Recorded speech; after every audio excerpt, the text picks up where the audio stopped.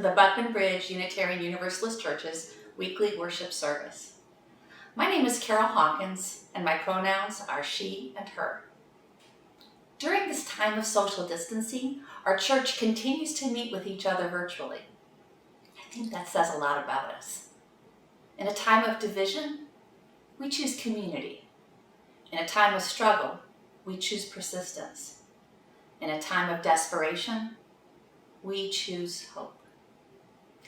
Unitarian Universalists are an inclusive, diverse, and welcoming community. We have no shared creed. Instead, we covenant to support each person's free and responsible search for truth and meaning. To learn more about us, you may visit our church website or the website of our parent organization, the Unitarian Universalist Association. We look forward to getting to know you better. Hi, I'm Claire Goodrich. Today I have the pleasure of lighting the chalice for our service. The reading today is a simple quote from Anne Frank. Look at how a single candle can both defy and define darkness. We light this candle to separate light from dark, ignorance from understanding.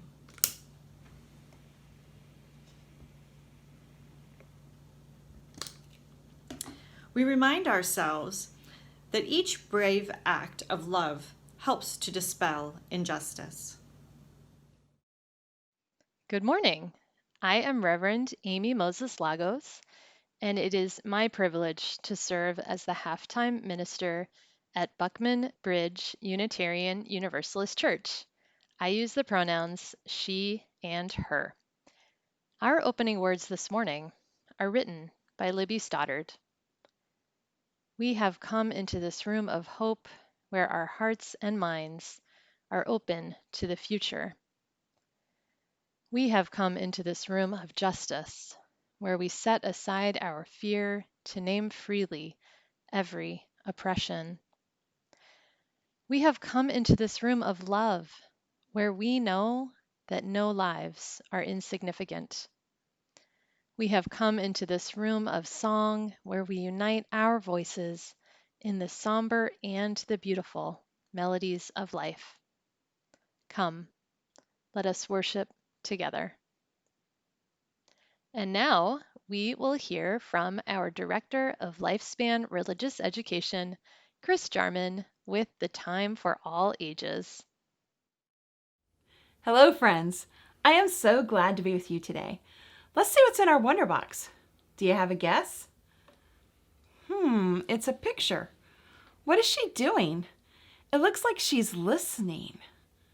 The story I want to share today is about James Luther Adams, and it's about a time when a group of Unitarian Universalists had to make a difficult decision together and needed to listen to each other.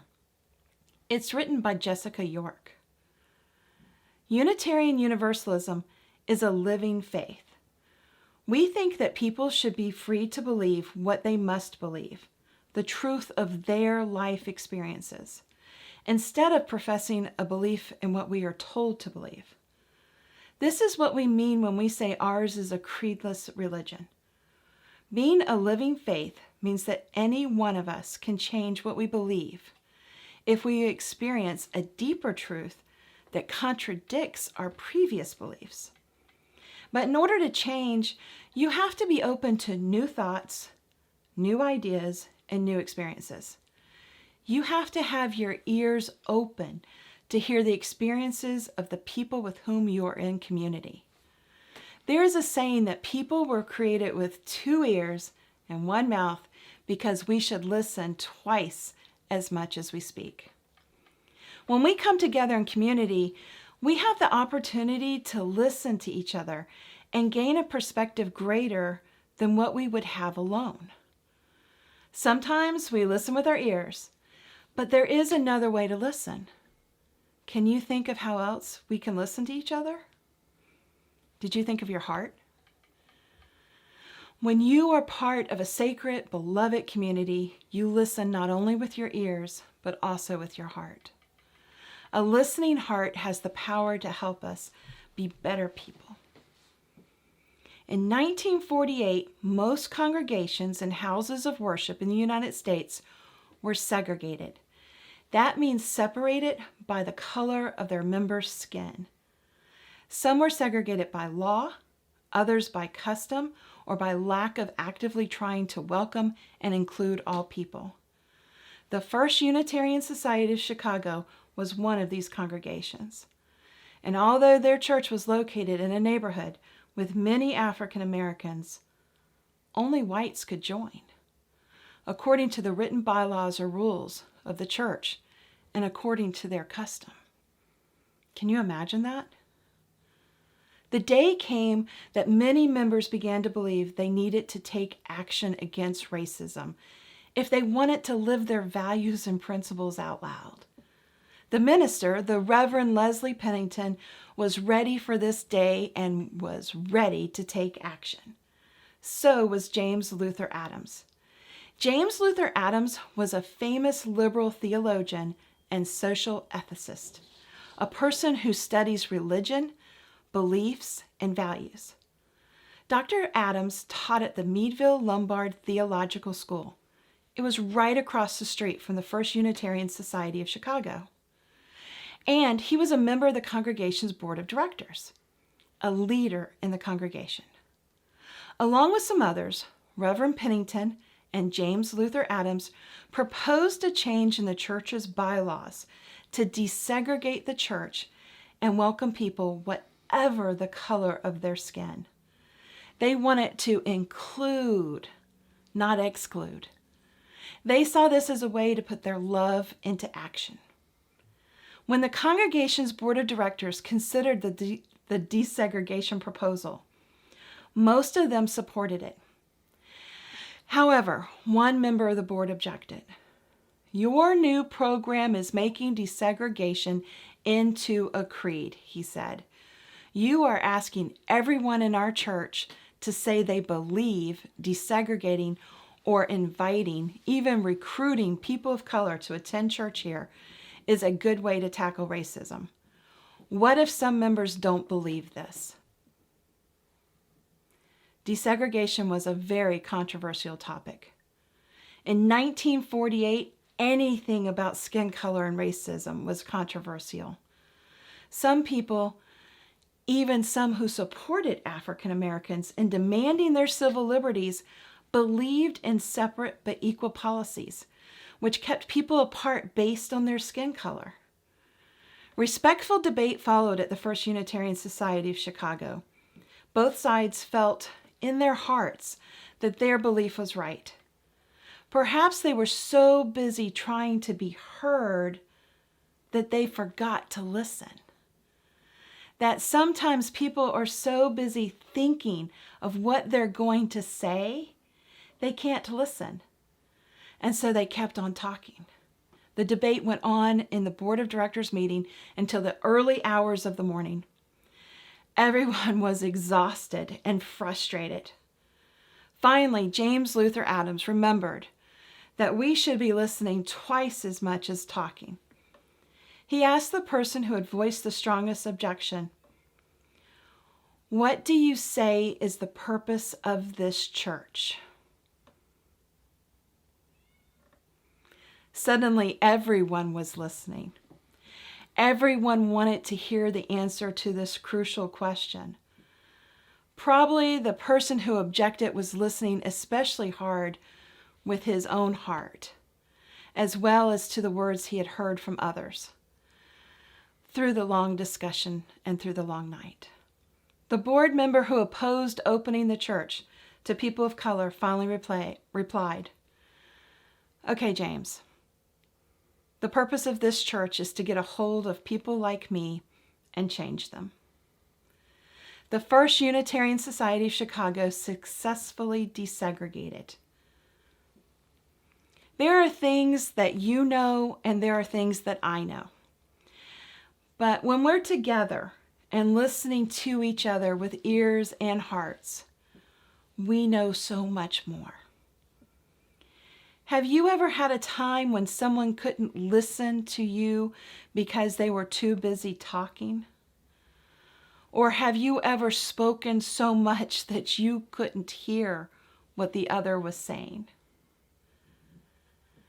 I wonder, what opportunities have we missed to do good in the world because we aren't listening from our hearts as well as from our ears? And with this, our lesson is told. Until the next time. This is the time in our service when we pause to create sacred space in our hearts. We pause to reflect on the recent days with joys, sorrows, fears, gratitude, and love. We recall the milestones, the changes in our lives, and those who need our healing thoughts. Our community is deepened by sharing. We light this candle of sorrow today for the death of our member Robert B., who died peacefully on Friday, the 16th. Robert was a fixture in coffee conversations on Sunday mornings, and he will be greatly missed by our congregation. Our condolences to his partner Betty and his son Nicholas.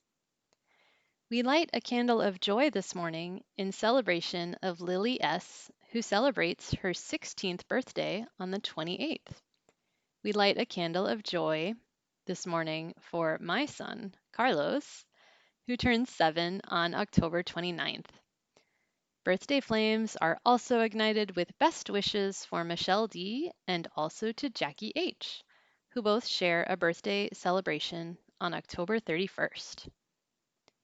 We light a final candle for those joys and concerns that are present this morning and remain unspoken.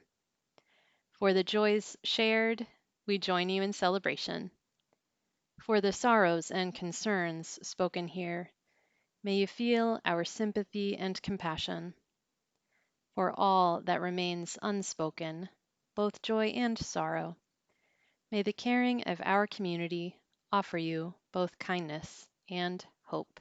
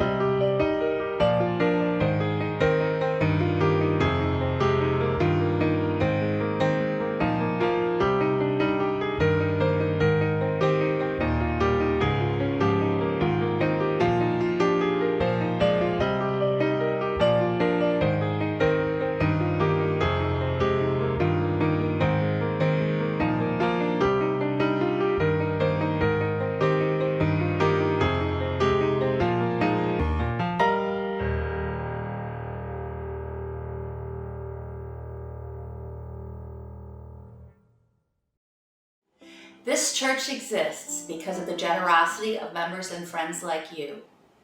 Your pledge fuels the BBUC community, so we can be a beacon in a world threatened by division and fear. We are especially grateful for your continued support in these difficult times. Each week we also take a virtual plate collection, putting our faith into action with a donation to a community ministry. You may make a donation by clicking the link on this webpage. All virtual plate offerings this month will be donated to BBUC's Rainbow Welcoming Ministry, which encourages acceptance of, understanding of, and respect for LGBTQ identity. Your offering will support a project to collect food, clothing, and hygiene items for the Northeast Florida AIDS Network, which provides services to reduce the suffering of people living with HIV/AIDS. It will also assist Jasmine, a local nonprofit that serves Jacksonville's LGBTQ youth. Thank you for caring. On a cool fall morning in Fort Benning, Georgia, I stood with thousands of people, each of us holding a white cross with a name written on it. I was 19 years old. The crosses represented individuals in Latin America who were victims of violence from soldiers trained at the School of the Americas, a United States military training facility. I stood with friends and with people I had never met before. All of us gathered to demand justice for the victims and to say no to violence done in our name. The School of the Americas is in Fort Benning, and it is where the United States military trains Latin American soldiers. Many of these soldiers have gone on to commit appalling human rights violations in their home countries. These abuses have led thousands in the United States to call for the school to be shut down and to advocate for a more just and compassionate U.S. foreign policy. As a college student in Massachusetts, I learned for the first time about these human rights abuses in Latin America. My heart broke as I read and listened to the stories of loss and suffering caused by this violence. My heartbreak led me to learn more and to start to organize with others to see how we could make a difference. I worked with other students to organize this trip to Fort Benning, where we would bear witness to these atrocities. Back at that gathering in Fort Benning, a hushed silence fell over the crowd. The speaker explained that she would read a list of names of individuals who had been killed by soldiers trained at the school. After each name, we said together, presente. Mirna Chicas, presente. Ignacio Eacuria, presente. And the list went on.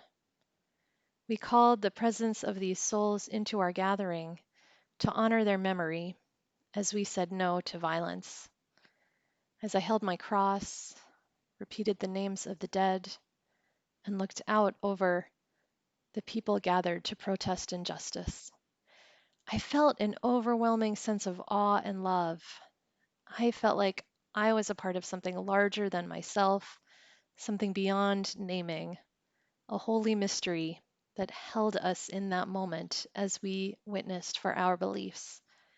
I felt the deep love that called each one of us to that place, and the power of bringing love to this place that was the source of such great suffering.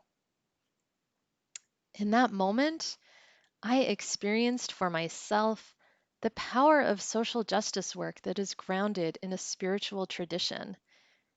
I realized that even though I had been participating in social justice work for many years of my life, the work hadn't been connected to a spiritual or theological center, and this was a loss. I grew up in Springfield, Illinois, and attended the Abraham Lincoln Unitarian Universalist Fellowship when I was a child. Growing up, I learned how important social justice work was for our family. Some of my earliest memories are of attending rallies for equal rights for all people. My mother was very involved in RCAR, the Religious Coalition for Abortion Rights, now called the Religious Coalition for Reproductive Choice. At the time, and still today, Illinois did not have an equal rights amendment, and my mother participated in rallies to raise awareness for this cause. I learned that as Unitarian Universalists, we lived our values through our actions in the world. Looking back as an adult, I am so grateful for these early experiences of social justice. They helped shape who I am today and the importance of justice work in my life. At the same time, I see that those activities were in some ways separate from the worship life of the congregation. On Sunday mornings, we went to the worship service and I attended religious education classes. And on other days, I attended rallies and marches with my family. There wasn't a lot of overlap with our Unitarian Universalist religion and our acts of public witness.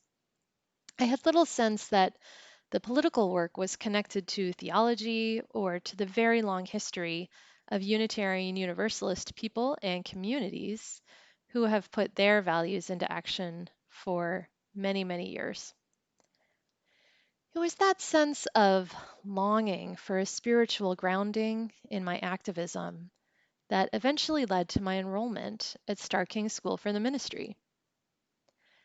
As a seminary student, I learned about the ways in which the progressive religious beliefs of Unitarians and Universalists inspired acts of service and justice in the world.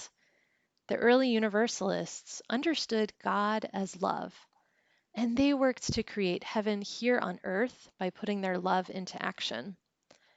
The Unitarians believed every person was created in the image of God and therefore deserved to be treated with love and compassion. I learned how their beliefs about God and humanity encouraged both groups to work so that every person could experience the fullness of life. In 1841, Unitarian minister Theodore Parker delivered a sermon on what he viewed as the transient and the permanent in Christianity. For Parker, a lot of Christianity's dogmas, beliefs, and rituals were transient. They changed over the years, and they had little to do with true religion. He believed that what is permanent in Christianity is a spiritual practice of love. Parker's beliefs led him to be a leader in the movement for the anti-slavery cause. He opposed the Fugitive Slave Act and organized efforts to support those who had come to Boston to escape slavery. He is famous for the quote, "I do not pretend to understand the moral universe. The arc is a long one. My eye reaches but little ways. I cannot calculate the curve and complete the figure by the experience of sight. I can divine it by conscience, and from what I see, I am sure it bends towards justice." His words were later paraphrased by Dr. Martin Luther King Jr., and they have become well known in the United States. When we engage in acts of service and social witness as Unitarian Universalists, our actions are motivated by the all-encompassing love that is at the heart of our faith. This love is stronger than hate and fear, and it calls us to serve those in need and bear witness to injustice and suffering. When we follow this call to feed the hungry, care for the earth, and witness for justice, our capacity for love increases. We ourselves are transformed and healed in the process. We strengthen our connections to one another and to humanity as a whole. There are many ways, large and small, that we answer the call of love in the world. Here at Buckman Bridge Unitarian Universalist Church, you are answering the call in diverse and creative ways. You are answering the call of love as you participate in the UU the Vote campaign, writing letters and postcards and phone banking to encourage people to vote love this November. You are answering the call of love when you attend the meetings of the Interfaith Coalition for Action, Reconciliation, and Empowerment. Coming together in I Care House meetings, you are sharing from the heart about the issues you care about and listening deeply to one another. And together in the I Care activities, you are raising your voices and witnessing for justice in the larger community. In these activities and more, we are drawing on the power of Unitarian Universalist theology to resist hate and injustice and to bring healing to a hurting world. And there are so many more valuable and important activities happening in this community. There are so many ways, large and small, to answer the call of love. Putting your love into action could be as simple as taking a moment to pause and meditate before filling out a voting ballot. It could look like taking a moment before placing food into a collection bin to send good thoughts to the recipient. It could be joining in on a Zoom vigil for peace in our communities and singing along with the choir at home and feeling a sense of love and awe in that moment. I invite you to consider how you have answered the call of love in the world. I invite you to imagine where this call could take you in the future. From 2011 to 2012, I served as the intern minister at the Mount Diablo Unitarian Universalist Church in Walnut Creek, California. My understanding of the relationship between the theology of love and our efforts for justice was continuing to evolve. That year, we were preparing for the Unitarian Universalist Justice General Assembly in Phoenix, Arizona. In 2010, Arizona enacted legislation that would legalize racial profiling, legislation that was harmful to immigrants and to all people of color. We gathered in Phoenix to say no to racism and to abuse, and to call for human rights, dignity, and freedom for all people. The highlight of that General Assembly for myself and many others was the public witness at the outdoor jail called Tent City. The Tent City jail has been condemned by human rights organizations such as Amnesty International for its inhumane conditions. In the summer months, temperatures at the facility reach into the hundreds. On a hot Arizona summer night, thousands of Unitarian Universalists in our yellow Standing on the Side of Love t-shirts rode in school buses from the convention center to Tent City. Together we sang, "When I breathe in, I'll breathe in peace. When I breathe out, I'll breathe out love."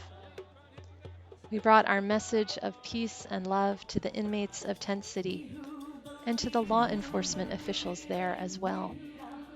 We held our candles in the air, singing songs and chanting words of peace. Just as I had in Fort Benning, Georgia, I felt I was a part of something larger than myself. I felt the power of grounding our actions in the love that is at the core of our faith. I was so moved to see how Unitarian Universalists had embraced the integration of spirituality and justice work through song and ritual. I was so grateful in that moment that Unitarian Universalism was my spiritual home. As Unitarian Universalists, we have the ability to bring the love that is at the heart of our religion to the work of justice and service. Doing the work from a place of love will sustain and nurture us in the journey.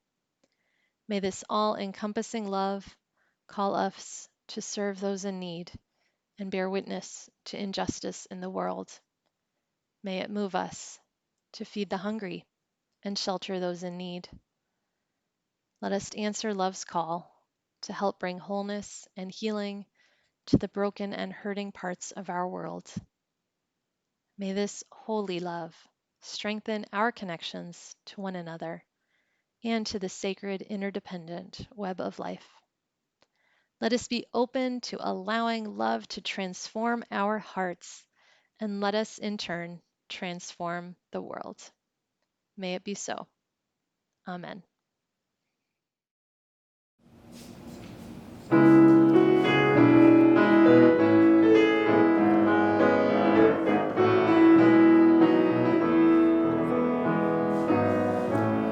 The promise of the Spirit, faith, hope, and love abide, and so every soul is blessed and made whole. The truth in our hearts is our guide. We are answering the call of love. Hands joined together as hearts beat as one. Emboldened by faith, we dare to proclaim we are answering the call of love. Sometimes we build a barrier to keep love tightly bound, corrupted by fear, unwilling to hear, denying the beauty we found. We are answering the call of love. hands joined together as hearts beat as one. Emboldened by faith, we dare to proclaim we are answering the call of love. A bright new day is dawning when love will not divide. Reflections of grace in every embrace, fulfilling the vision divine. We are answering the call of love. Hands joined together as hearts beat as one. Emboldened by faith, we dare to proclaim we are answering the call of love. We are answering the call of love.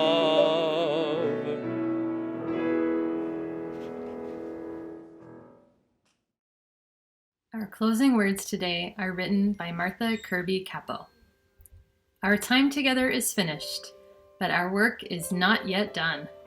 May our spirits be renewed and our purpose resolved as we meet the challenges of the week to come. The chalice flame is extinguished until once again ignited by the strength of our communion. Go now in peace.